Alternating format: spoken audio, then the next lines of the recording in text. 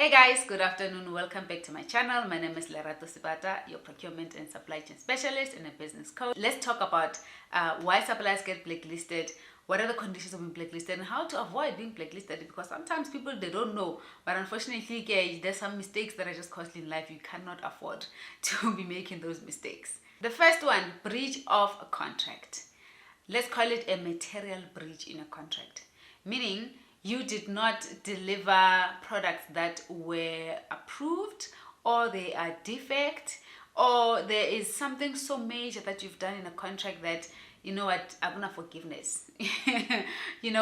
So material breach in a contract, guys, are very costly. Most of the time they are associated with the damage that which you have done in delivering the service, the product, or have probably put the company or your client at bad reputation, because you understand that brand reputation takes a lot to recover. So one thing you don't want to do is to put the company in such a condition, right? And sometimes if you are providing, let's say, products that do not meet the minimum requirements or are not SABS approved, depending on the requirements, but as long as contractually is considered as a material breach, then cut. Then tomorrow no one wants to work with you, and of course they will cancel a contract and after blacklist you. 2, ethical violations. How many of you get into wrong shenanigans? Wrong shenanigans, wrong deals, and you're just not doing ethical things. Umuntu joins a fraud. You are involved in people who do fraud, and sometimes it's fronting, BE fronting. If there's one thing you want to avoid, guys, is fronting. BE, but please avoid BE fronting, because these are the things that are considered as ethical violations. And to some degree you probably be also involved in bribery, using child labor and funny things. Like, no, right? These things are not discovered, you'll definitely be blacklisted. And the third one is non-compliance to regulation. The system of each country in our rules, regulations, policies, and procedures. So if you are not compliant with some of the regulation, and or you try and find shortcuts, you can be very much blacklisted. But I remember, as a supplier, when you are tendering or you're bidding for work, it's competition, right? It's competitive bidding. Most of companies are also looking to get that contract. So if you want to come in with a non-compliance and you're maybe using a BE that's expired, or you've cooked the numbers there so that you still remain in the EME threshold of 10 million, you know that you're already above, but because the tender that you want to participate in is exclusive for EMEs only, and you go and you cook your books with your CAs and Dontoni, and then it's figured that this person did some non-compliance, fraudulent, whatever, you can be quickly in jail, blacklisted fast. So you don't want to do that, right? Do not be involved in anything related to compliance to regulation. And this also speaks to your labor, right? Some people employ maybe foreign nationals and they don't complete the right type of documentation for the businesses. You get me? And now when you are tendering and these things are required and they're needed, it's figured and discovered that some things as having a shell, then you are cut. You get me? The fourth one is lack of transparency. This speaks a lot more related to declaration of interest, right? If you are working in a particular organization and you want to be providing services, you maybe need to be declaring, you maybe need to be coming forth with information, and you are just unfortunately not doing that. You know what happens? You'll be discovered, and of course then you'll be blacklisted.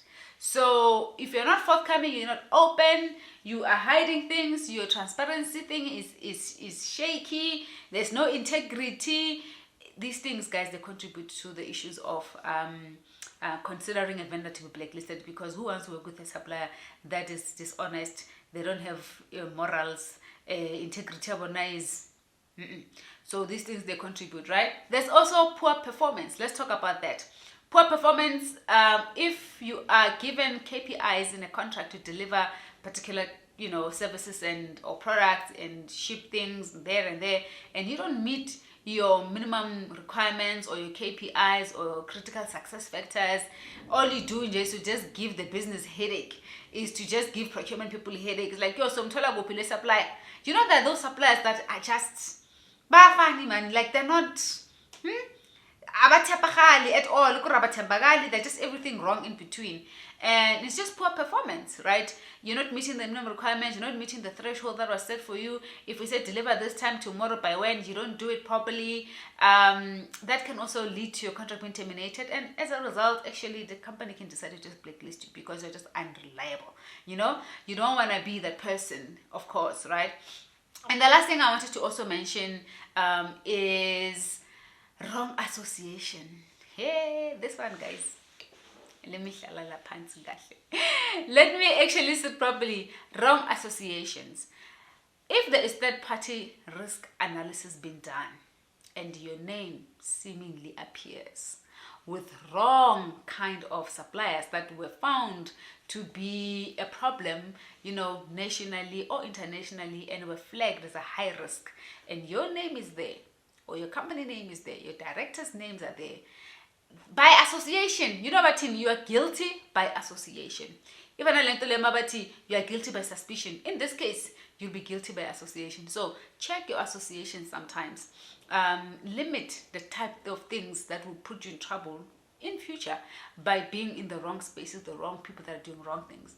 Because when it's discovered, so there's a thing called blacklist and grey list.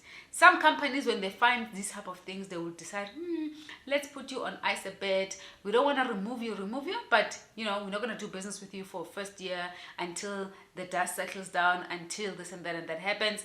And after that is done, then of course at that point they say, okay, maybe we can go and revive and resuscitate the relationship.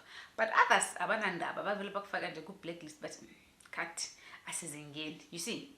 So don't do that. So guys, that's what I had for today in terms of conditions that may lead you to be blacklisted. And others, of course, fall within the categories just depending on a number of scenarios. Mara, for me, what is critical and very important is the issue of compliance and bribery and you being honest, of course, right? Not faking things, because fake things, easy come, easy go. You always been told about this, right? Easy come, easy go. Imagine working so hard, and then at the end of the day, you have to be dealing with a company that will blacklist you for 5 years. In fact, some organizations and some sectors, they blacklist you for 5 years. You can't trade in that industry. How hectic. Is that what you want for yourselves? No, hell to the no. So let's not do that, guys. That's what I had for today. Please do like and share my video, and of course, importantly, do subscribe. Click the subscribe button. I'll be really grateful. Of course, if this information is very valuable to you and your businesses, subscribe, because guys, all that we have in this channel is we have each other, and I appreciate it if you can show the love back. Thank you so much, guys, and until we chat again soon. Mwah.